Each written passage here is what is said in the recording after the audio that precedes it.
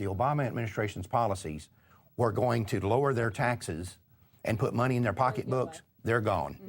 People need to be careful because they're done by libertarian groups, which aren't necessarily pro-life. There may be libertarians that are pro-life, but they don't advocate pro-life policies. Right, exactly. So while it's a good way for pro-lifers to go get publicity, because they know TV cameras are going to be there and they want to get their signs out, and they could co-opt and influence, but they have to be very careful because the organizers behind this, you're right, their intent is to lower taxes, is not money. to save babies. Right. So if you want to go, if you go in there with that knowledge, you'll be okay. Right. I want to talk about a couple of things. No, this is scary because pro-lifers are falling for this. Pro-lifers are the best people in the world, but by the nature of being the best people in the world, they're very naive sometimes. Trusting. Too trusting. And, there's an old saying, the Russians have a saying, when a wolf shows his teeth, he isn't smiling. Well, we need to understand that these people, when the pro-aborts are showing their teeth, they're not smiling either. Right. And don't look at them like they're smiling. And what I'm talking about here is this issue of common ground, where you're having all these pro-aborts come out here now, especially pro-aborts, are saying, look, since we all disagree on the abortion issue and we're never going to agree, let's all get together and look for a way to reduce the need for abortion. Right. There is no need. That's the first thing. Pro-lifers, unfortunately, are being sucked into this. A lot of college pro-lifers. And a lot of them, we're going to sit down with these baby killers and look for a common ground. First off, let's understand something. We do not have common ground with people who either kill babies or advocate the killing of babies or defend the killing of babies. We don't have any common ground with these people, nor should we look for any. You look for common ground when the war is over. Then it's fine to sit down with the vanquished enemy, or if you're the vanquished, you sit down with the victor and look for the ways that you can all come together under the new rules. But while the war is going on, you don't sit down with the enemy and look for common ground. Right. Exactly. The one thing you don't want to do, you don't want to just work to reduce the need for lynching. That's what I always tell you. Yeah. There's some things you don't want to reduce the need because there is no need for it. Well, yeah, and let me make some points about this common ground, and let me just give you some ideas. They regurgitate this every few years. It's the same old tripe. And you can try, this is what's happening on college campuses, I deal with this all the time, is that our pro-life students, they don't like controversy. By nature, generation-wise, not a controversial generation. That's why they love Obama. So what they say is, well, let's go to the pro-abortion group and see if they want to co-host a diaper drive with us. And I say, you know what?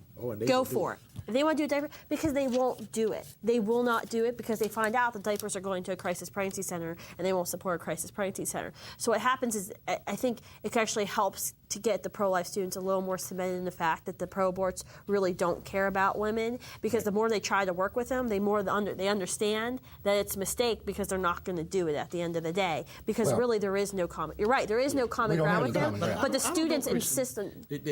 Planned Parenthood is shifting gears now. They know they're in trouble. Last week, they actually attended a citywide baby shower for pregnant moms, and was hosted, quote, by we thought was a pro-life group. When you can always learn things, Right. But this group was supposed to be, helping pregnant moms and women that are in crisis pregnancies and all this, and they hosted an event, and Planned Parenthood was there with their table of condoms that they handed out to pregnant. My wife said it was the dumbest thing she ever seen. That's why pro-lifers can't work with them, because when they go to do these events, Planned Parenthood will say, the Planned Parenthood groups are like, okay, we'll work with you, but you have to advocate for condoms and birth control. And our groups are mostly Catholic, who will say, well, heck no. And so they find out there really is no common ground because there's a fundamental distinction between the two camps. By the time you find that out, though, they've already won. They've been in your event. And I'm going to tell you why here in a minute. But I want to bring something up. The Catholic, it's called the Catholic Digest. When Obama recently went and met with the Pope, they quoted Obama as saying that he supports the seamless garment moral theory of Cardinal Joseph Bernardin of Chicago. And he says that this has been buried under the abortion debate over the last few years, but he supports what Cardinal Bernardin said. And years ago, well, that you have, it's a consistent ethic of life theory. You have to be opposed to all wars. You have to be opposed to death penalty. You have to be opposed to all these other. And of course, anything that kills people, you're against it. And if you're not, then you're not being consistent. In other words, killing an innocent unborn child is the same moral thing as killing a convicted child rapist, a murderer. It's the same exact moral thing. Well, I'm opposed to the death penalty, but those are not the same moral thing. And you can be in support of the death penalty and still be pro-life, contrary to what these people say. But the point I was going to make here is, at the time, we did a show years ago about this seamless garment theory and how dangerous this is and what the real intent of it was. The seamless garment thing was a scam from the beginning, and it was meant to silence pro-lifers. Because, and we saw this right here in Denton when we had a lady that went to we had a priest here in Denton that was a real problem on the abortion issue. And she went to him and said, we want, she's a member of the Immaculate Conception Catholic Church here, and we'd like for you to do more and get involved in the battle over abortion. And he stopped her with the seamless garment thing. He says, listen, are you opposed to the death penalty? Are you working against the death penalty? Are you doing this, that, and the other against this war in the Sudan or whatever it might be? And she said, well, no. And she said, well, until you are, then you're not embracing the consistent ethical life. Don't come to me about abortion. And the Pope's trying to address this. He had a new encyclical out. Has anybody read it? About the social justice, trying to make, because it's the social justice theory that permeates college campuses, is that, well, yes, I might be against abortion, but I'm gonna work on this. And until we feed everybody, we can't stop abortion. We need to worry that everybody's fed. Right. And so the Pope actually is directly addressing this and saying, this is the priority. But yeah, and this is not this is not. There's no moral equivalency. But here's what the seamless garment was designed to do, and people can get mad if they want to hear it. But this was a scam.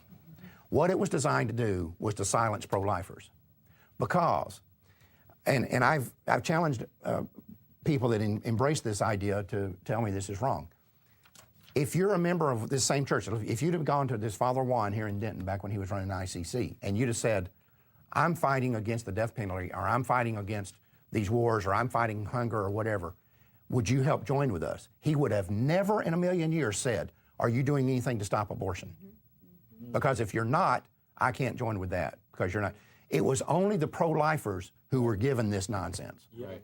And pro-lifers, unfortunately, a lot of them fell for this and continue to fall for it. And it's like the common ground thing. And let me tell you what the common ground deal does. First off, the abortion industry in this country has always known that they do not have to have the perception in the public that their position is morally superior to ours or even morally equivalent, but just that it has some moral justification.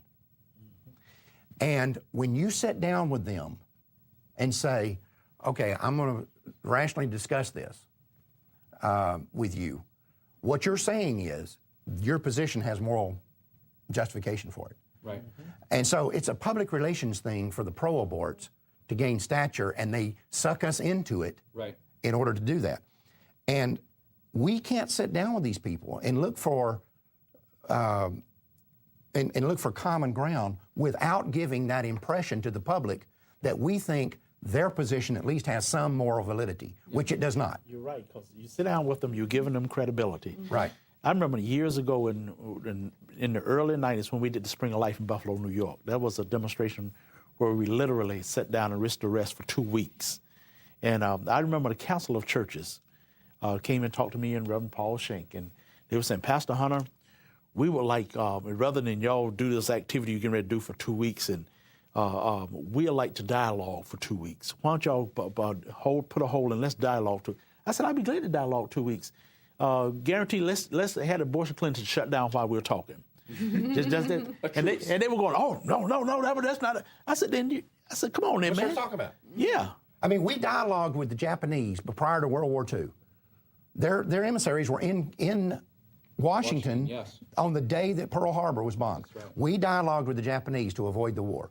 But the minute the first bomb hit Pearl Harbor, the dialogue was over. And we didn't dialogue again with them until after the war. Yes.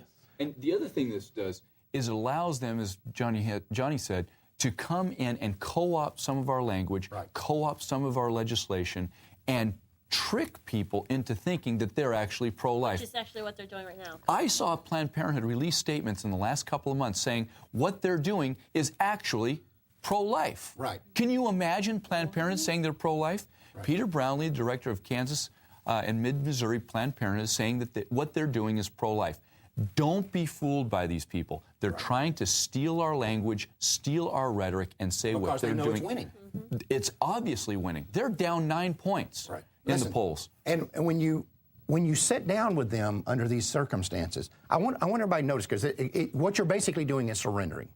Because if somebody called here today, let's say the local media or the pro-abort group called here today and said, we want to put on this function, this common ground thing, we want Life Dynamics to be there. Now, here's what we've all agreed to, and this is standard rhetoric. Here's what we've all agreed to, that since we can't agree on the issue of whether abortion should be legal or not, we're not even going to talk about whether abortion should be legal. We're just going to assume that it's legal, and now let's look for a way to deal with this elusive need for abortion. If you're looking for common ground, wouldn't it be equally as valid to say, okay, we're all going to sit around this table and agree that abortion should be illegal, and now we're going to look for a way to reduce the need for abortion? Wouldn't that be just as... They won't do that. They won't. It because should be the legal, pro-aborts... we should pay for it. Right. The pro-aborts aren't as stupid as we are. They will not agree to discuss abortion on our terms. We have to agree to discuss abortion on their terms.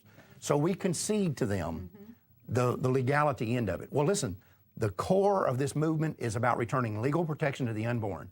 And if we move away from that, then we've lost. We've surrendered to these people. And when you look at the fact, they're saying we got to reduce the need for abortion. If we sit down with someone and say, we're going to help you look for a way to reduce the need for abortion, then we're agreeing that there's a need, right? Because you don't sit down with people to look for a need for something